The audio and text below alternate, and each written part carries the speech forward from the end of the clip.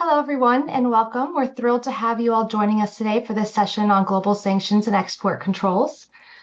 Before we dive in, I'd just like to go over a few housekeeping items. Please note that today's webinar is being recorded. We will share the link with you after the session so you can revisit it or share it with your colleagues. All microphones are muted and you are in listen-only mode. However, we look forward to receiving your comments and questions throughout the session. So please feel free to use the Q&A tab on screen in the console on the right-hand side to submit your questions, and we'll address them at the end of the session. And with that, I'd like to go ahead and introduce myself. My name is Natalie Pulsifer, Senior Director at the Institute for Financial Integrity, or IFI. I will be facilitating today's session alongside our esteemed panel of experts. With us today, we have DJ Wolff. DJ is the co-chair of Crowell Mooring's International Trade Group and a member of the steering committee for that group. He is also the director with Crowell Global Advisors, the firm's trade policy affiliate. DJ's practice focuses on all aspects of compliance with the U.S. economic sanctions, including day-to-day compliance guidance, developing compliance programs, responding to government inquiries, conducting internal investigation, and representation during civil and criminal enforcement proceedings. He works regularly with non-U.S. clients, both in Europe and Asia, to evaluate the jurisdictional reach of U.S. sanctioned authorities to their global operations, identify and manage the potential conflict of laws that can result from that reach, and as well as supporting clients' design, implementation, and evaluation of a corresponding risk-based sanctions compliance program. Also with us today is Amir Fadavi. Amir is a senior director at K2 Integrity. He advises all types of clients, including fintech companies, global financial institutions, and governments, on all manner of anti-money laundering and countering the financing of terrorism issues, with a particular focus on complex matters related to economic sanctions imposed by key authorities, notably the United States, European Union, and United Kingdom. Amir helps clients design, establish, implement, and maintain strong and robust compliance frameworks. In order to improve effectiveness, Amir works with clients and leads sanction gap analyses, risk assessments, policy and processes enhancements, and remediation efforts, as well as training and capacity building efforts. Amir is also the founder of sanctionsexpert.com, a respected thought leader on sanctions and compliance. He is a member of the NYC Bar Association and is on the Association of Certified Sanctions Specialists editorial task force.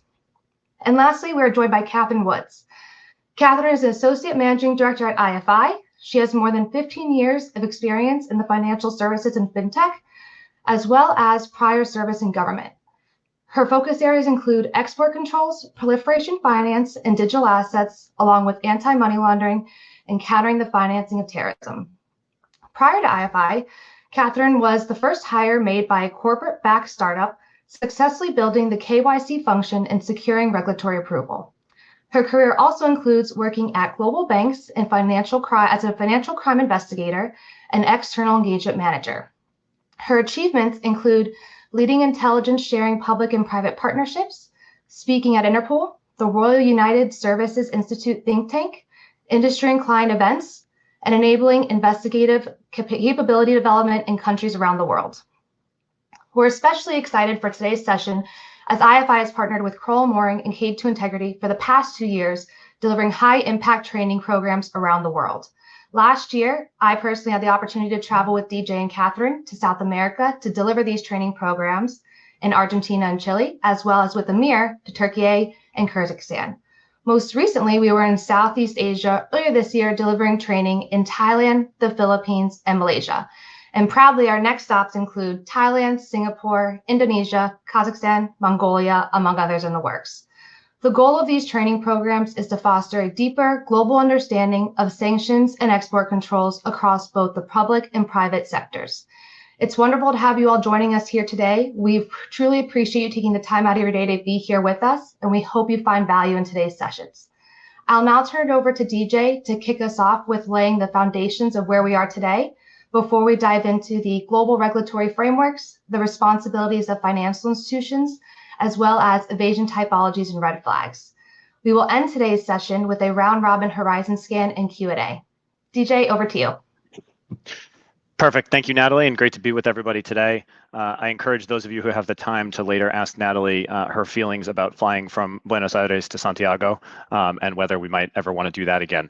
But no, it's awesome to be with folks. Obviously, there has been absolutely nothing happening in this space, and so this will be a very boring rote presentation of talking points we gave last year. But it's been an interesting 4 months. So let's go ahead and go to the next slide. I've got the responsibility of doing a little bit of scene setting before turning it over to Amir and to Catherine to walk you through some of the specifics. But we're going to spend a little bit of time today kind of talking about both sanctions and export controls. Historically, 12 months ago, 18 months ago, 5 years ago, we would have put those in different lanes. You had your sanctions folks, you had your export folks. Particularly for the banks, you had a lot of sanctions folks and maybe like the one guy in the corner who kind of sort of knew a little bit about export controls. And you really started to see sort of a pivot over the course of the Biden administration where you saw a ramping up of expectations on FIs in particular, but on the broader sector to ramp up their compliance capacity in and around export controls. And so thinking of them in different worlds doesn't make sense anymore. Thinking of them as two tools in a quiver, honestly, a quiver that now has many more tools in it, as an administration, currently the Trump administration, looks to think about how do we influence foreign policy? How do we carry out our foreign policy objectives in ways that are beyond diplomacy, but less than kinetic force? We use financial leverage, we use market access, sanctions, export controls, now tariffs. So there are some important distinctions. From a jurisdictional perspective in the US, sanctions are attached to people and persons versus export controls generally attached to what we'll call items, so goods, technology, software. But in terms of what they're trying to accomplish, now often used very, very similarly. That's the backdrop. What I want to spend a lot of time today on is the back half of this presentation with a little bit of Q&A and kind of a where are we going and what are we seeing.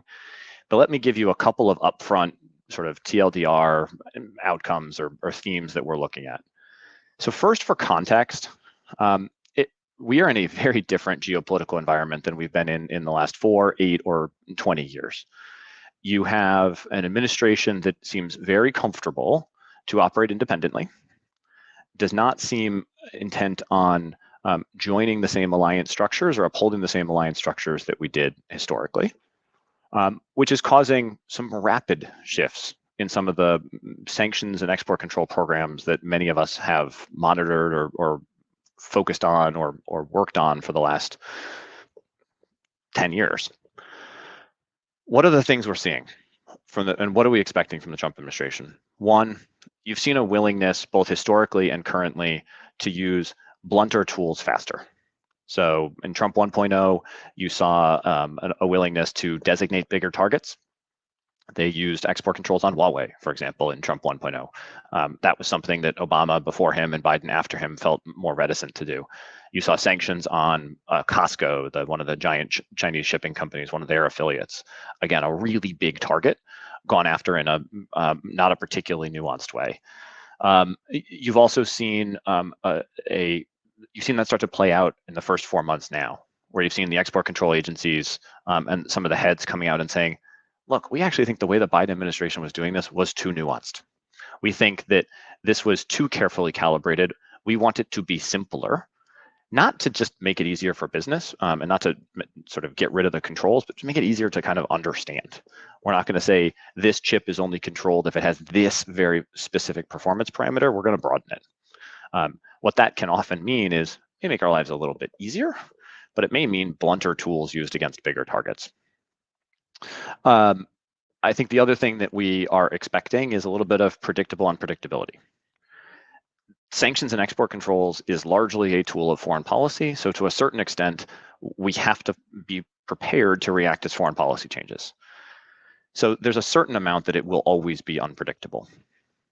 But to the extent possible, what we saw from the last administration was a lot of previewing. You saw with the Russia buildup for 6 months, both the US and our allies messaging to the Russians, but to the market, here's where we are going to go if this happens. Here's what we are going to do if this happens. You then saw, as parts of that program came out, a lot of behind the scenes outreach to affected elements of industry. The price cap being a great example. Those in the oil trade, there was a lot of back and forth before that first came out. We're not expecting to see that under Trump 2.0. You're often reacting to, because I'm old, I would call it a tweet, but I think we're supposed to call it now a truth, that you are seeing a statement come out, and then honestly, in many ways, the agencies react to it. The biggest one, the most recent one, is the final bullet on this slide, where I think none of us exactly expected to see a truth come out in which we are going to be repealing sanctions on Syria, let alone a meeting with the Syrian leadership the next day. But now we're all trying to figure out what that means. And I think the agencies are trying to figure out what that means. That's a lot of what the next 4 years look like for those of us on the outside and for those of you sort of sitting within the banks, sitting within the broader compliance community. So with that as kind of the background, I want to pivot it over to, I think, Catherine, am I turning it over to you? Or maybe it's Amir to turn to you to take us through the next aspect of this. Thank you, DJ. Sorry about that. So with all these, changes that DJ talked about, we thought it would be great just to have a basic understanding of how the basic works. So in the time of changes, and as everything is moving very fast, making sure we understand the founding rules and how generally these sanctions and export control restriction work. So for this sanctions, and by that I mean financial sanctions, this slide shows, on the left side, you see the global level, which is, handled at the UN Security Council level. Under Chapter 7, the Security Council, which is tasked with maintaining the peace and security, can deploy different options. One of them is, economic sanctions. So that's really the top global multilateral, everyone on board type of sanctions that once UN Security Council passes a resolution that require member states to implement sanctions, then all member states, they must implement those sanctions. Keep in mind that ultimately it is the member state that has to do that, but the decision comes from the UN, which is the truly global version of sanctions. After that, we don't have anything really truly global. So what we have here, we have the three major sanction imposing authorities. Sometimes they do act unilaterally, sometimes they do act multilaterally together. And as we saw during the sanction campaign against the second invasion of Ukraine against Russia, when sanctions are multilateral, they are way more impactful.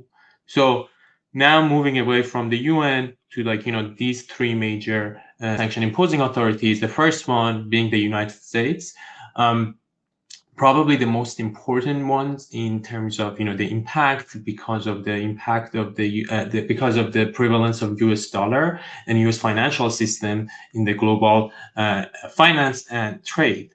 So we have OFAC, which is Office of Foreign Assets Control within the Department of Treasury, who is in charge of administrating the OFAC sanctions. There are other parts of the US government who are involved in the US sanction policy and decisions, sometimes even designations, but OFAC is the main one. So very high level, it's that the Congress gave power to the executive branch to impose these sanctions, and then President delegated those powers to the Department of Treasury, and there you have mainly OFAC that is administrating those sanctions. So it's important to know that and understand how OFAC works as you navigate all these changes across different administrations. Then we have EU. EU sanctions are a matter of common foreign and security policy, which means that EU has jurisdiction to make a decision on behalf of the bloc. So these decisions have to be made unanimously. So everyone has to say yes for a sanction to come into effect and be adopted. Which makes it hard, but again, it makes it more impactful because there are several member states that follow that. And keep in mind that because these sanctions at EU level, if they are financial sanctions, would relate to single market, then EU will pass the regulation and automatically those sanctions will be applicable across the bloc. With some other restrictive measures, for example, some of the export controls or travel restrictions, you need member states also to act in addition to the EU bodies. And then we have UK. So in preparation for Brexit, UK started establishing the rails or infrastructure for their sanction program. They passed the SAM law, which is the Sanction and Anti-Money Laundering Act of 2018, and they started put in place like OFSI, which is the counterpart of OFAC in the context of UK, and they are the one that are administrating the UK sanction. So they have a lot of regulations that a lot of them are similar across different programs, but it's important to know that each program has its own thing. So if you really want to go to the core, like you should go to each of these regulators' websites and read the publications they provide to understand how those basics work. So this is the financial sanctions. Now let's move to export controls. So export controls are a little bit different. And they came to prominence mainly after the, again, second invasion of Russia. They've been around for a long time, but I think we hear about them, and like everyone in the industry, including financial industry, started to worry about them more after the second invasion.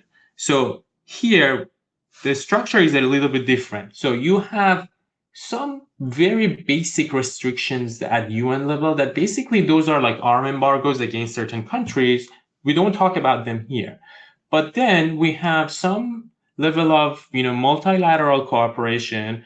On the bottom right, you see the multilateral controls. These are groups that different countries come together and they identify the types of goods and technologies that are dual use or could be used for example, chemical weapons or nuclear activities that would, could lead to development of arms. So they come up with this list, and each country then they would, go and implement them at their national level. So coming to the national level, again, we have the US, UK, and Europe.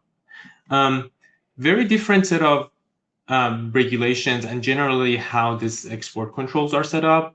But starting with the US, as DJ mentioned, most of the US export controls are applicable to the items. There are very recent changes that some restrictions exercised by BIS, which is the entity in charge of US export control, would apply to US person, but that's like exception. So BIS is the main entity in charge of the controlling the export control related to dual use goods, and then when it relates to arms, there is another entity within the State Department that would handle that. Similar things you have in the UK. There is a dedicated body related to export control that will administer the UK sanctions. And there is Export Control Joint Unit, and there is OTSI, Office of Trade Sanction Implementation, that they are in charge of implementing the UK sanction. And in the EU is a little bit different. So EU, we have a regulations at the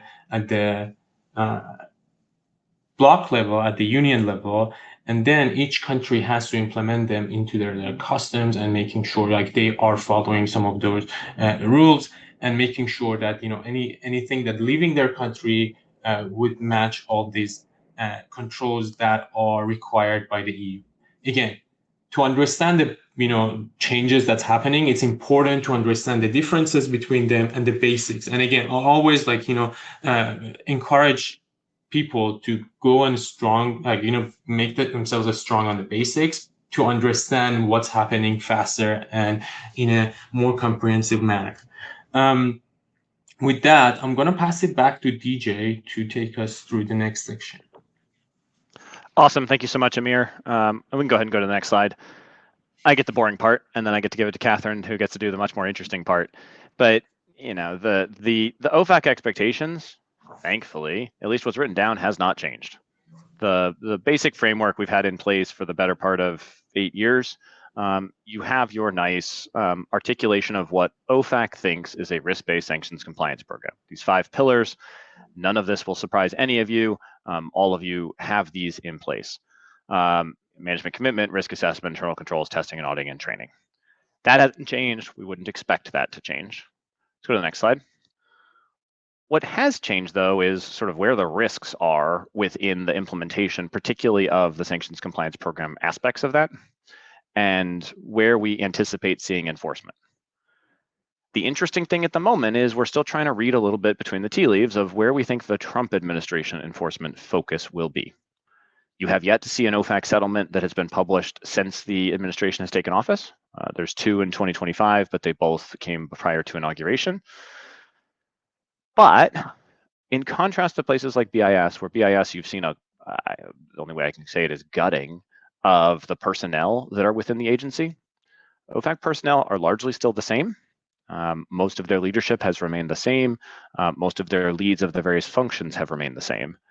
And their articulation in the few times they've been permitted to speak publicly on their enforcement focus has been the same as what we saw previously, particular focus on sanctions evasion. You've seen potentially a ramped up focus on Iranian-related evasion, and we'll talk about a bunch of evasion typologies later. Somewhat surprisingly, despite some public commentary to the contrary, as Natalie mentioned, a continued focus on Russia evasion and sort of some training programs for many of our allied countries and trying to identify risks of third-party evasion. And I can say just this morning, I have a client that got a subpoena on an issue about North Korean-related IT workers. That was very much an issue that was a Biden administration focus. Very interesting to see a new subpoena coming out under the Trump administration that's virtually identical to something we would have seen previously. So you've seen a lot of consistency, knocking on all the wood here, from sort of day-to-day expectations from a sanctions perspective from OFAC out to the market. The only new guidance document you've seen is an update to the maritime expectations, the sort of maritime risk expectations in the Iran context. Again, we'll talk about evasion later, but kind of flagging some of the risks for those of you who are touching maritime sectors, whether that's the financing of goods or those of you actually involved in the underlying shipment.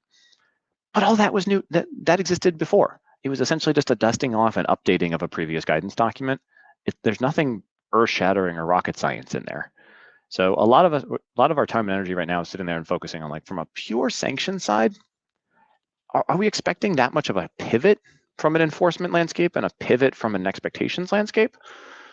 Or are we going to get pretty similar and consistent themes over time, which wouldn't be that surprising, because as you look back and you look at Trump to Biden, there was a lot of consistency there. There was not a lot of, some of the major programs changed, but the day-to-day of how OFAC thought about it and what they expected from us in the marketplace, very, very much the same.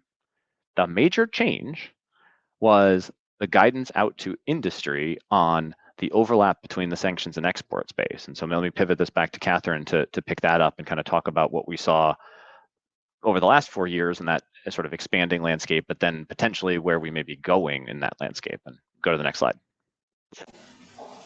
Thanks, DJ. Thanks, Amir. So let's do a compare and contrast between what we saw up until 2024 and what we've seen during the first few months of this year. I know we have a lot of financial institutions on our call today, so we're going to really focus in on the financial institution aspects of export controls. And although export controls and sanctions are directed towards the same objectives, and there are many intersection points, there are some really key differences in what financial institutions need to think about when it comes to export controls or strategic trade controls, however we decide to name it.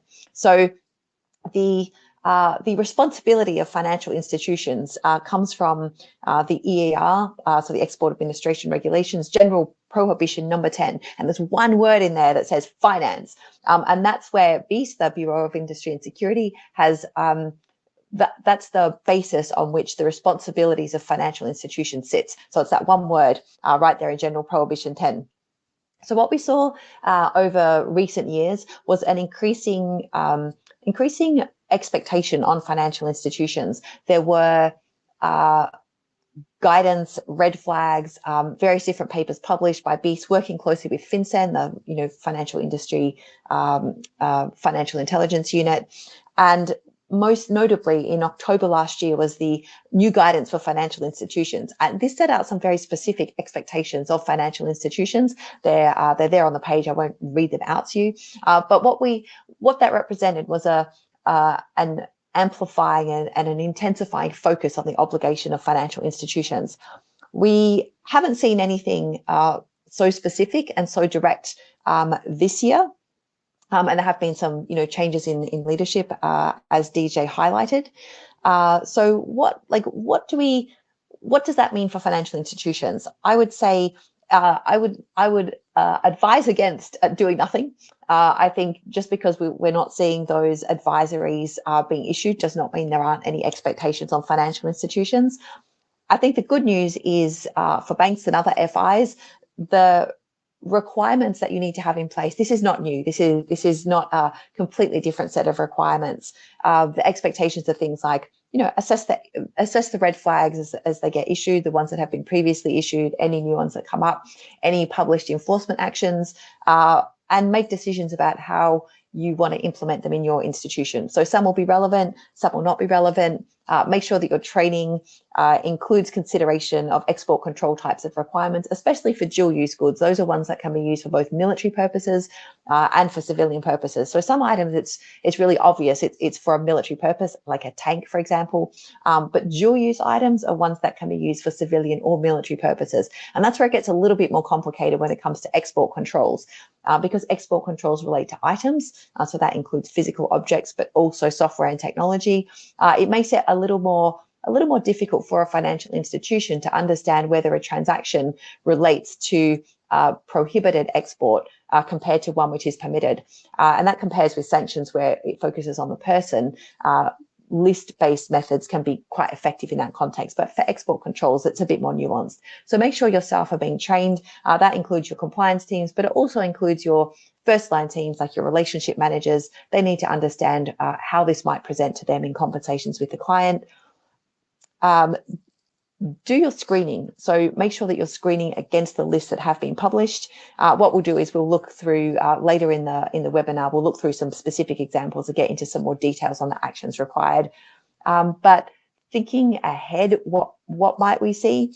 We haven't, as we said, we haven't seen that specific focus on financial institutions. If we do see enforcement action, quite possibly it's going to relate to activities with entities on the entity list. So the entity list is published by BEAS. Simplistically, it's saying these are entities that you need to be aware of. There are restrictions that apply to exports to them. So that's an area, if we look at non-financial institution enforcement actions, where a business has been transacting with an entity on the entity list, that's something that tends to be highlighted by BEAS in those enforcement actions. So we might draw a parallel and say the same approach might be taken for financial institutions. There may be some extraterritorial enforcement activity. We've seen with other tools of statecraft, like economic tools of statecraft, that there is a willingness to be extraterritorial and to use those tools more strongly than we might have seen in the past. So maybe a focus there, and an increasing focus towards China, which I can come back to later if we want to go into a little bit more detail there. For other jurisdictions, so that's very much focused on the US. Other jurisdictions have not shown that same level of focus towards banks, either in the up to 2024 or more recently. So my view would be we're probably going to see that same trend continue, where financial institutions have responsibilities, no question, but the focus of enforcement action, the focus of regulatory attention may not be so much on financial institutions as on exporters. So I will pause there. That's an outline at a high level on the expectations for financial institutions. We can come back later to some more specific case studies. Thank you. So now I'm going to talk a little bit about some of the sanction evasion typologies that we've seen over the course of the years. Before that, I saw a question in the Q&A. I acknowledge that. We get back to that at the end, and feel free to drop your questions there. We love to have those questions, and we get to them.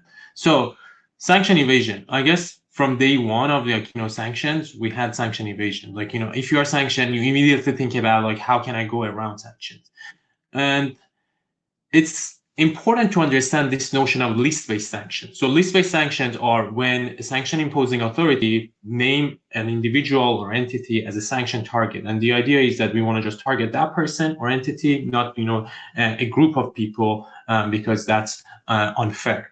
But there is an inherent limitation in that, because if you just name someone, then that person can easily give it to someone else and continue doing that. There is one caveat here, which is the 50% rule. So regulators, they knew that, okay, immediately if someone is sanctioned, they can create another company, give their assets to that company and go around sanctions. And these sanctions become like, nonsensical actions with no impact. To counter that, they issued this guidance that is like, now called 50% rule. There are nuanced differences between US, UK, and EU, but the general idea is if an entity is owned and in certain jurisdiction even controlled by another entity that is subject to sanction above a threshold, which is 50%, that non-designated, non-named entity is also sanctioned. And we don't need to designate that as a regulator. So it's upon the private practice to find that that ownership and then treat that entity as a sanctioned person. So with that background, the use of shell and front companies, that's a classic way of going around sanctions. So if tomorrow I wake up and I'm sanctioned, one of the first things I'm going to do is probably find a jurisdiction that is friendly and easy to incorporate an entity, and then I will pass all my assets to that entity, because my name is on the sanctioned list, but that entity is not on the sanctioned list. And that entity, by the time someone finds out that I'm the owner, it takes a while. And I can just make it more complex by adding layers and layers to make it almost impossible for a third party to figure out who is behind this person. So that is a classic way of going around sanction. And then there are differences about front and shell companies, but again, using another entity that is incorporated with a different name is a great way to go around sanctions. So it's really important for banks and non-financial institutions to get to the core of okay, who is behind that entity that is my client, and in some cases that is not even my client but is the counterparty of my client. The second thing is use of family members and close associates. Kind of the same idea, but instead of using this kind of corporate entities, use the people that you trust. This could be family members. Again, if I'm sanctioned, probably I'm going to call my brother and say, okay, all these properties that I have now are yours, and now you deal with it. And, I trust you more than myself. So it's good. We don't need anything. So we've seen that in the case of Russia a lot. And in the case of Russia, not only family, we had close associates. We had, business partners that they were suddenly become the owner of a massive fortune, and they were managing that.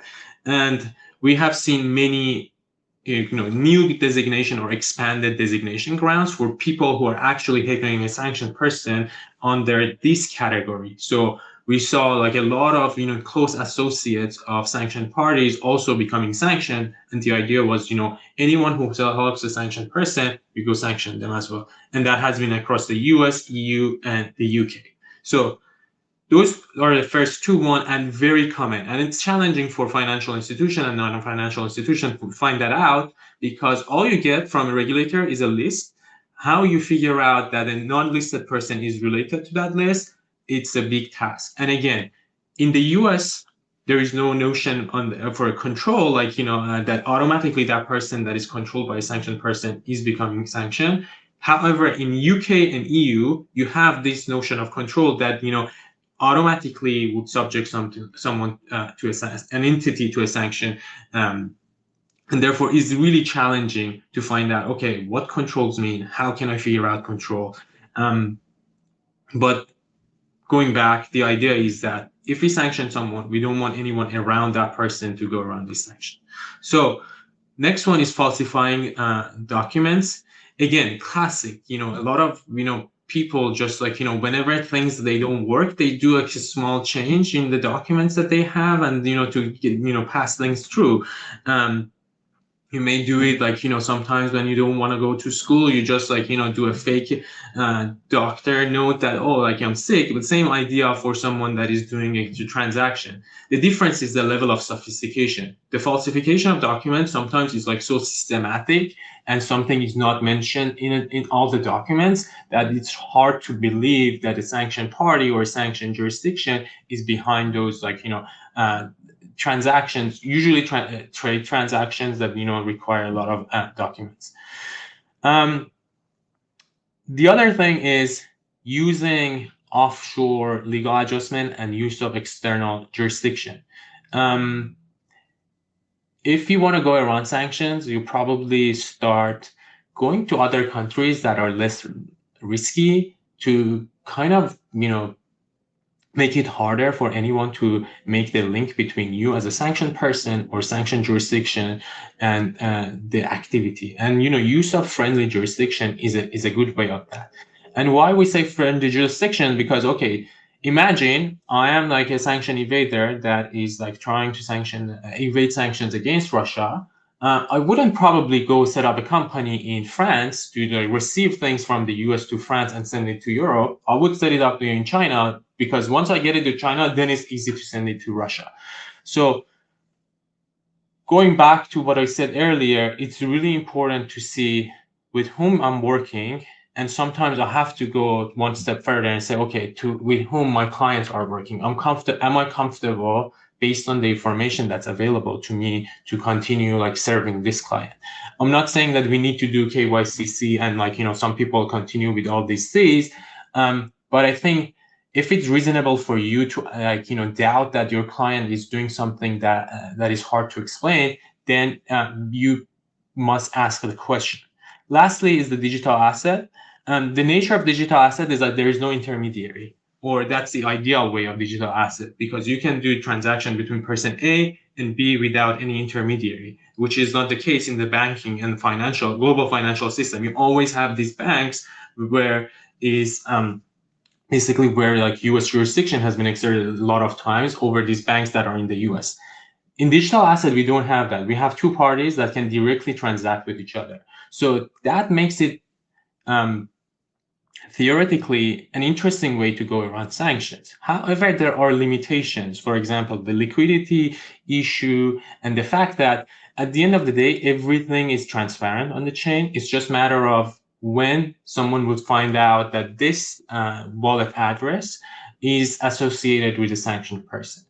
But again, based on my experience, I have seen the use of digital assets for evading sanctions. However, it's not at an institutional level, individual to individual. And many times, like individuals who cannot, use the banks, they would like start using digital asset as a way to go around, sanctions and restrictions that would not allow them to transact using the traditional finance system. But again, have I seen like, countries or like major armed companies using digital asset to go around sanctions? I have not, but I would love to hear from the other panelists on that. With that, I'm going to pass it back to Catherine to walk us through some more typologies on the export control side. Yeah, absolutely. So thanks for that, Amir. Let's look through a couple of case studies. So we have one from the United States, we have one from the United Kingdom. So we'll look at what actually happened in those cases, and then from that, pull out the red flags and the risk mitigations that financial institutions can put in place. So the first one was Patsulia. So this was our US case, and there was a co-conspirator involved in this case as well. A recent case, Patsulia was sentenced to 2 years in prison in December just last year. Their illicit procurement activities commenced in 2022 following Russia's invasion of Ukraine.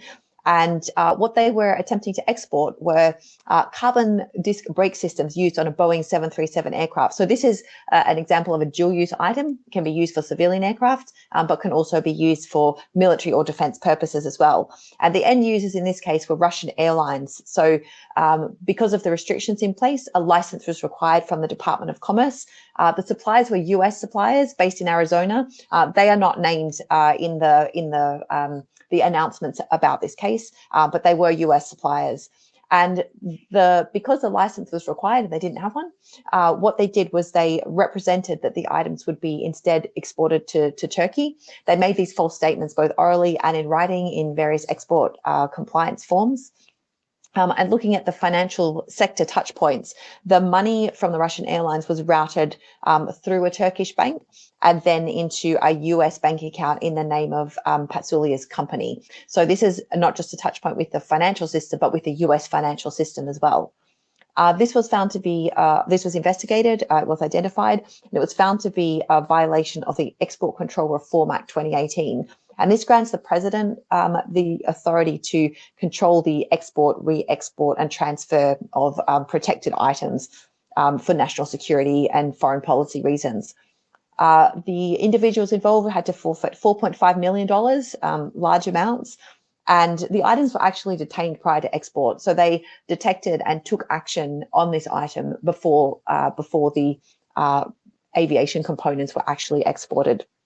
Now, let's contrast this with a UK enforcement action. Typically in other jurisdictions, we see fewer published enforcement actions and we get fewer details. So in this case, the company was EDM Limited. This was a military item. It was a military flight simulator, so not a dual-use item, one that's purely for military purposes. And interestingly, the company was offered what's called a compound settlement. And what that means is there's an out-of-court settlement permitted, but the company EDM did not respond in time. So they received a penalty. The penalty, as you can see, the value of the goods was about $52,000, well, 39,000 pounds, but equivalent of $52,000. The penalty, so the fine, was $120,000, so significantly more than the item itself. And the ability is there to impose penalties of 3 times the value of the item. So although the penalty was not large if we compare it with the US case or other cases, there are other consequences for that company. So there can be issues for them when they're bidding for new business. It may trigger penalty clauses in contracts, and it may trigger it should trigger enhanced due diligence by the financial institutions that are offering the banking services to EDM Limited because they've had this breach of export controls. So if you think about looking at these examples, what could financial institutions do to either prevent or to detect that they are exposed to the risk of financing unlawful exports? The first one is, as Amir mentioned, shell companies and front companies are often used in an attempt to obscure the ultimate end use or end user of a restricted item. So shell companies and front companies are not new. I mean, they're used by cartels, they're used for sanctions evasion, money laundering, tax evasion, all kinds of illicit activities. So hopefully as a financial institution, you would already have measures in place to make sure that your clients are not shell companies and to detect indications that the counterparties might be shell companies as well. This includes during KYC, during onboarding, and ongoing monitoring of the transactional and other activity of that business. You should screen against relevant lists. So this includes the BIS entity list, which we mentioned, but there are other lists that are relevant as well. So for example, the Department of Defense has issued a list of entities that are part of the Chinese military civil fusion strategy. So these are not necessarily on the entity list as well, but a financial institution may be well advised to be identifying and implementing screening against other lists. So it's not the same as sanctions, where it's saying all activity is prohibited, but it should prompt some further due diligence and some further investigation. Transaction monitoring and data analytics are key controls, and data analytics is particularly important here. So if you're looking at red flags, that's great. You're looking at the ones that are published by FinCEN, screening against lists. That's great. However, that is what your illicit procurement network did last time. And there's also a survivor or confirmation bias there, because they're the ones that got caught. So you need to absolutely implement those as part of your controls. But you also need to be thinking about, well, what is the risk that hasn't been identified yet? What are the new methods that an illicit procurement network might be doing? And that's where using data analytics is really valuable. So, for example, looking at a set of clients in a similar industry or similar geographies and seeing if there are outliers.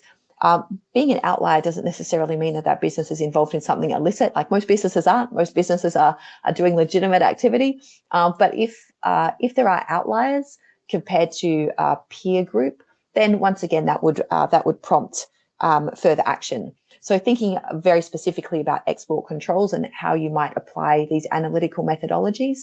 If you and there are various providers of this. I won't these kinds of analytical tools and data sets. So I won't name any specific ones. But if you are looking at a company and you can see that it supplies the same group of entities as an entity that's on the entity list, so same pattern of trading partners, same pattern of counterparties as an entity that is restricted, that might prompt you to think whether you need to scrutinize that entity in more detail.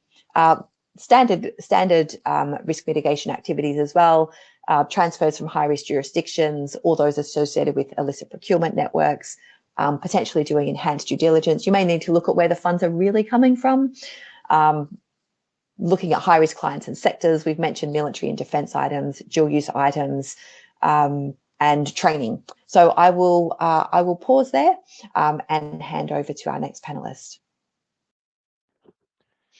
Awesome. Thank you, Catherine. And thank you, everybody. So now we get to get a little bit into the prognosticating world.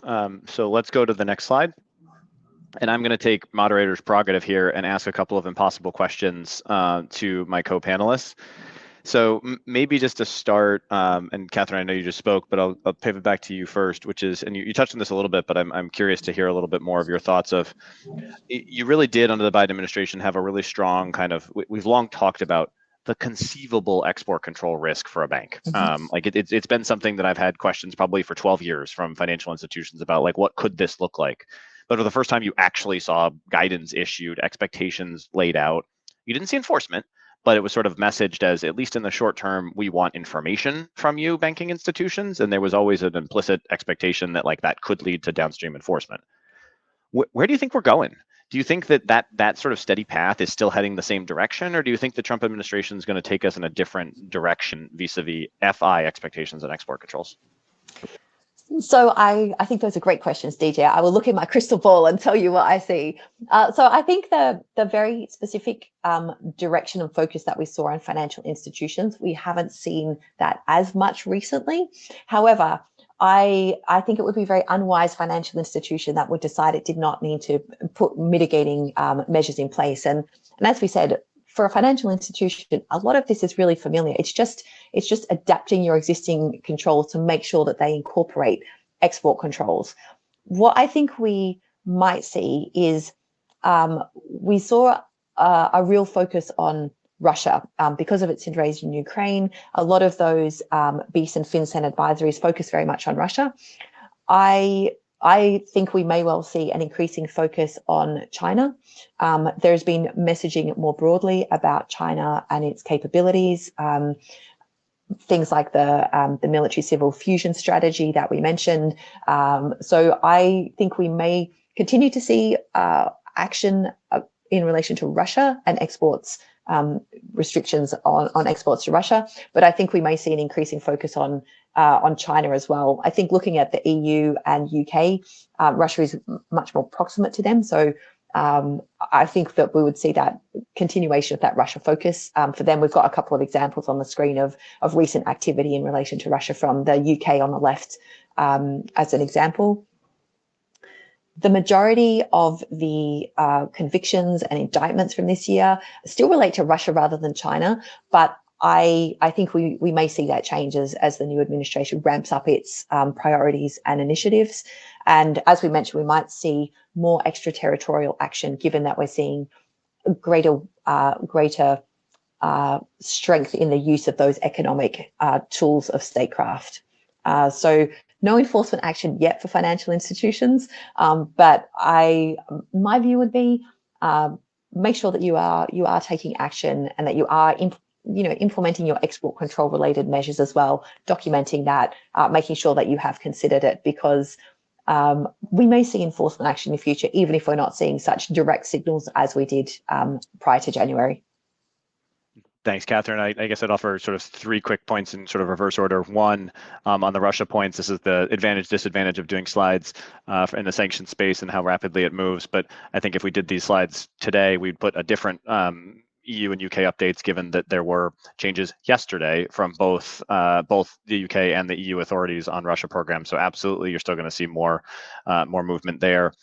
Just on the broader FI point, I guess I'd offer a comment on the US side and the EU side. So I agree with everything you said. I think China is absolutely going to be the focus, much more so than you saw in Russia, and potentially things like indirect Iranian invasion, like what are banks doing to identify stuff that may end up being diverted to Iran. The thing that worries me a little bit about this focus in this administration is the lack of nuance point, which is what you saw from BIS in the first administration was at least some level of appreciation of actually how hard this is for banks. It seems like it should be easy, and it kind of is in the trade finance context, where you have the underlying information, you know usually what product it is, and you know where the product is going.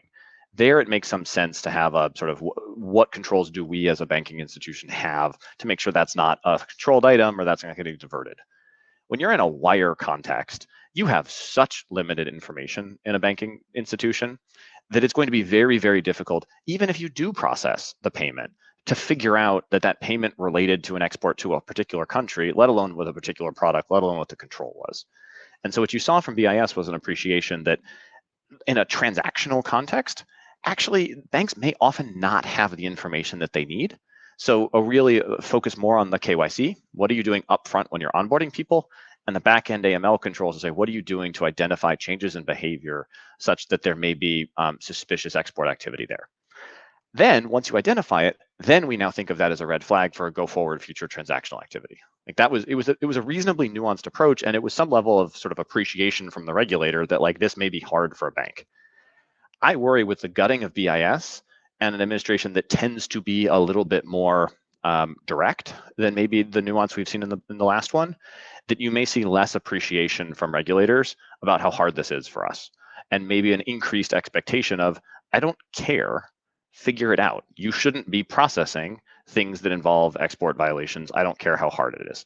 So that worries me. The flip side of that is I'm not as worried about that in the EU and the UK, because in the EU and the UK, you have not yet seen that guidance. But you have seen, and we have worked with clients who are getting it in the audit context. They are getting prudential regulators asking them these questions on a day-to-day basis, saying, what controls do you have in place?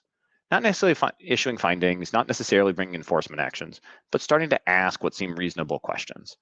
So it may be that on the US side, it's less nuanced. On the EU, UK side, we start to see it, but maybe it's a little bit more informal.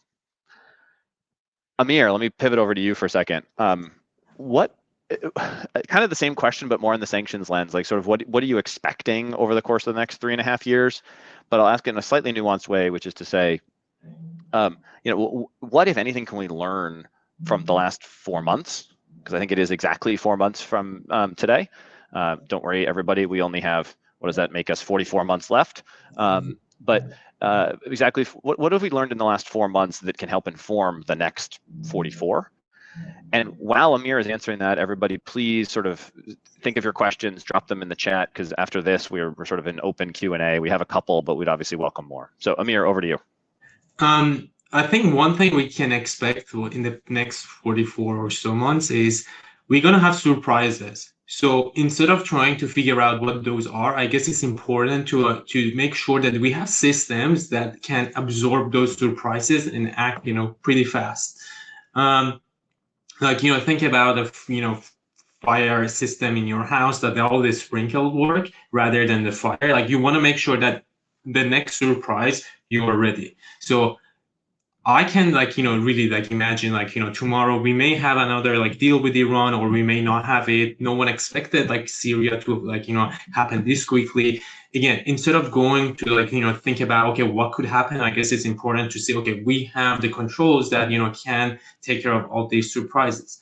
That being said, I think in the past 4 months, surprisingly, we haven't seen a lot of major changes. The major change was we stopped seeing there was only one designation of a person in Russia, which wasn't related to Russia authorities. So that was a major change.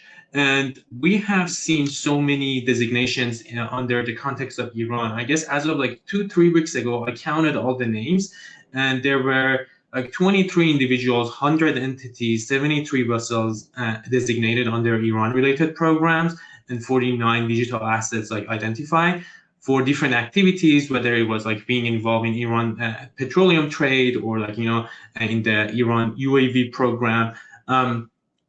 I think the shift has focused a little bit on the designation side from Russia to Iran, while we had the conversation with Russia. We haven't seen that approach on the Iran side. While the negotiations are going, we see stop or a pause on sanctions, because I think the way that this current administration is looking at this is we keep the pressure higher and we gain as much as leverage, so we make Iran negotiate. But in Russia case is okay, now we're going to show good faith and stop adding new targets while we're having these negotiations. But again, sanctions are happening. A lot of conversations coming from different parts of U.S. government, whether Treasury, BIS, or DOJ. It's a lot about okay, we're gonna focus on sanction evasion. Maybe not Russia. Instead, about cartels. We're gonna think about Iran a lot. So at the end of the day, it's just banks, especially and all other financial institutions, non-financial institutions, they're gonna be busy. It's just maybe the focus is from one country to another country, or one program to another program. Awesome, thank you, Amir. And then could we go? I think next slide is the Q&A, at least screen. So awesome. Again, please keep dropping questions in the chat. We do have one that I'll read, and I think, Amir, this one's probably to you, but obviously Catherine would love your thoughts as well. The question was just if we can talk a little bit more about the process of how sanctions come down. We all see how quickly they come up, but how quickly can they get changed? And is there any sort of a difference in particular between the US and the EU? Amir, maybe I'll turn it to you to do the sort of framework, and then if you want, I'm happy to do the specific example on Syria, because I think that's what's causing a lot of people to question right now. Yeah, sure. So when we talk about lifting sanctions, we need to differentiate between two things. One is removing someone's name from a sanction list, delisting. The other one is removing a sanction program or part of a sanction program. So removing someone from list is easier because the sanction program continues to stay, but one person that was designated will not be designated anymore. In the US, OFAC will delist that person. In the EU, every time EU can publish a decision, which is again unanimous decision, they can say, hey, someone's name came out of the list. In the EU, one thing is important, that because of some of the concerns EU had for the rights of the designated parties, all EU sanctions are time limited. So that's not the case in the US. So the council, they have to every 2 years, or in some programs 1 year, or even in terrorism programs every 6 months, they have to make a new decision and say, okay, we review the sanction program. It still makes sense. Second, all the names that are designated under that program still make sense. So it's more like a protection for those sanctioned parties. And technically, if they decide or cannot agree to extend the a program, that EU program will come off, which was one of the concerns in EU with some of the EU designation, because there was one specific country which was holding off their consent and was kind of putting everyone at risk. With that context, BJ, I give it to you so you can talk about the context of Syria. Yeah, sure. And we're sort of butting up against time, and we've got at least one more question here, but I'll try and do it fast. So obviously we got this truth that said sanctions are going to come down on Syria, which led to an immediate question from those of us as outside counsel or in industry to go, how does that work? And the answer is it's complicated. So the most recent example we really have of sanctions coming down, both between the US, EU, UK, or at least the best example is probably Sudan, where you've got there was first a straight general license from the US that just basically said, easiest general license in the history of ever, that said everything that is prohibited by this program is now permitted. And then a repeal of that program, and as well as by the EU and the UK. The reason that was possible is because all of the Sudan sanctions were set up by executive action. So the president created them, the president had unilateral authority to pull them down. Syria is more complicated because Congress got involved. Everything is more complicated when Congress gets involved. And so you have some things that the president can take down right away, and they almost certainly will. There are other things, like certain aspects of the controls on US product and certain of the designations, as well as the state sponsor of terrorism designation, that will require the administration to undertake a formal process. That they need to either make certifications to Congress, or with respect to the terrorism designation, the State Department has to go through a formal process to pull that down. So even if they wanted to snap their fingers and make it go away tomorrow, they can't. So unfortunately, the answer is it's complicated and it depends. With that, I think unfortunately, we're at time. So if you have any other questions, please drop them in the chat. But let me kick it back to Natalie, who I think is going to close us out with some of the admin piece. Yes, thank you all. That's all the time we have for today, but big thank you to DJ, Amir, and Catherine for sharing your insights with us today, and thank you to everyone for joining us. Please expect a follow-up email that will include access to a recording of today's session, as well as other relevant resources. And our next session is just over a week away on the topic of AI. So we hope to see you there, and thank you all again.